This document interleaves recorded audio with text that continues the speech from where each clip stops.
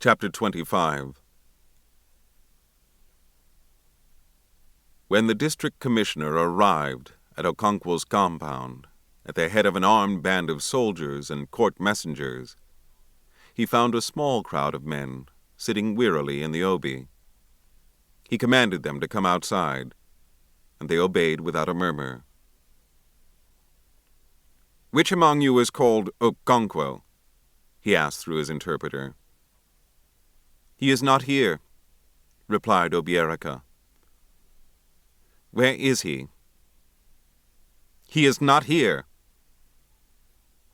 The commissioner became angry and red in the face. He warned the men that unless they produced Okonkwo forthwith, he would lock them all up.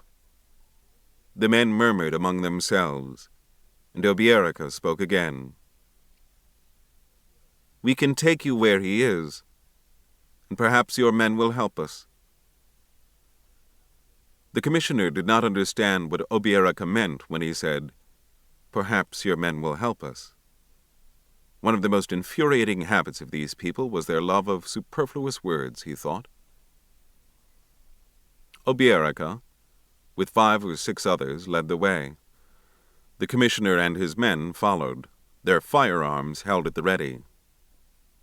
He had warned Obierika that if he and his men played any monkey tricks, they would be shot. And so they went.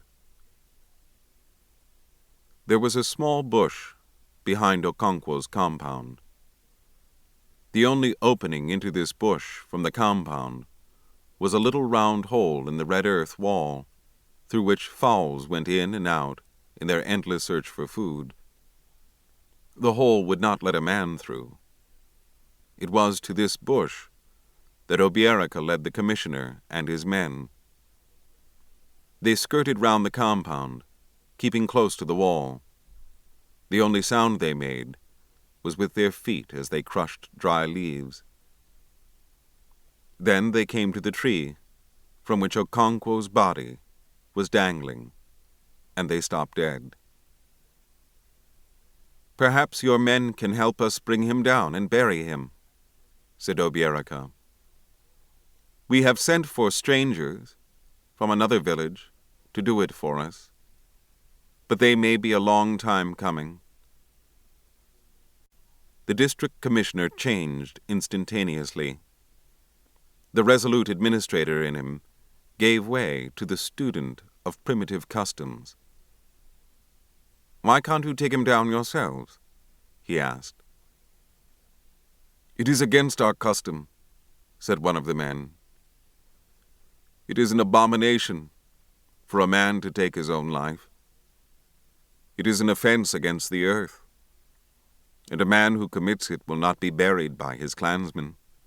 His body is evil, and only strangers may touch it. That is why we ask your people to bring him down, because you are strangers." "Will you bury him like any other man?" asked the commissioner. "We cannot bury him. Only strangers can. We shall pay your men to do it. When he has been buried, we will then do our duty by him. We shall make sacrifices to cleanse the desecrated land." Obierika, who had been gazing steadily at his friend's dangling body, turned suddenly to the district commissioner and said ferociously, "That man was one of the greatest men in Umofia. You drove him to kill himself, and now he will be buried like a dog."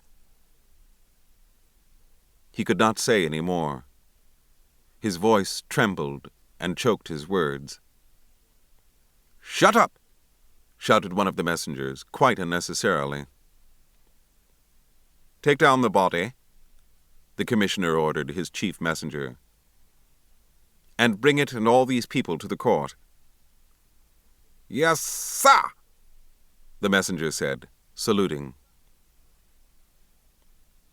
The commissioner went away, taking 3 or 4 of the soldiers with him. In the many years in which he had toiled to bring civilization to different parts of Africa, he had learned a number of things. One of them was that a district commissioner must never attend to such undignified details as cutting a hanged man from the tree. Such attention would give the natives a poor opinion of him. In the book, which he planned to write, he would stress that point. As he walked back to the court, he thought about that book. Every day brought him some new material. The story of this man, who had killed a messenger and hanged himself, would make interesting reading. One could almost write a whole chapter on him. Perhaps not a whole chapter, but a reasonable paragraph at any rate. There was so much else to include, and one must be firm in cutting out details.